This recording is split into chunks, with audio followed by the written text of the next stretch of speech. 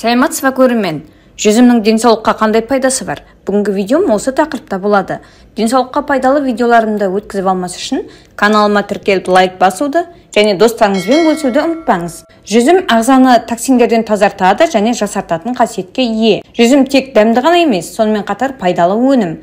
Адамзат жүзімнің емдік қасиетін көп жылдар бұрын пайдалана білген. Жүзім адам ағзасына қажетті А, В, С дәрумендеріне, калий, кальций, темір, фосфор сияқты минералдарға және протеиндерге бай. Бұл жемісті көптеген аурулардың алдын алу үшін пайдалануға болады. Ол тыныс алу жолдары мен өкпенің жағдайын жақсартатындықтан демікпе кезінде пайдалы. Жүзім қан құрамындағы азот оксидін ұлғайтып, қанның ұйып қалуына жол бермейді. Осылайша жүрек талмасын болдырмауға септігін тигізеді. Жемістің бұл түрі сондай-ақ іш қатқанда ас қорытылмай қалғанда аса қажет.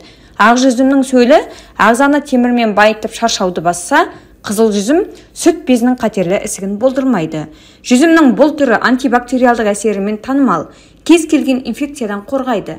Бір қызығы, қартайғанда пайда болатын көптеген дерттерді осы жемістің көмегімен жеңуге болады екен. Мысалы, оның құрамындағы флавоноидтар көздің көру қабілетін жақсартады. Артық салмақтан арылғысы келетіндерге жүзімді көбірек жеген дұрыс дейді диетолог мамандар. Өйткені ол зат айналымын ретке келтіреді. Зәр шығарғыш қасиетінің арқасында бүйрегінде тасы бар адамдарға да тигізер пайдасы көп.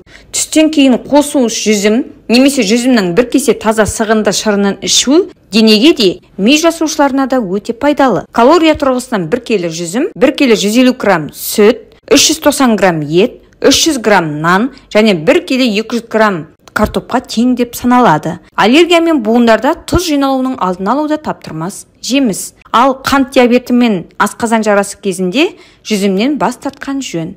Американдық ғалымдар қара жүзім шырынының жүрек ауруларына қарсы антиканцерогендік ықпалы барлығын растады. Қара жүзім шырынының қан бөгілуіне де қарсы қасиетке екенін анықтаған. Джорджтаун университеті ғалымдарының бірі дәрігер Жан Фридман 2 апта бойы 20 адамға күніге 2 кеседен күлгін жүзім шырынын берген. Нәтижесінде қандағы Е дәрумені 13%-ға, қан плазмасының жалпы антиканцероген мөлшері 50%-ға артқан. Бұған қоса, тексеруге алынғандарда қандағы бөгелменің, яғни варикоз ауруының анағұрлым реттелгендігі анықталған. Бүгінгі видеом осындай. Денсаулығыңыз, байлығыңызды күтіңіз.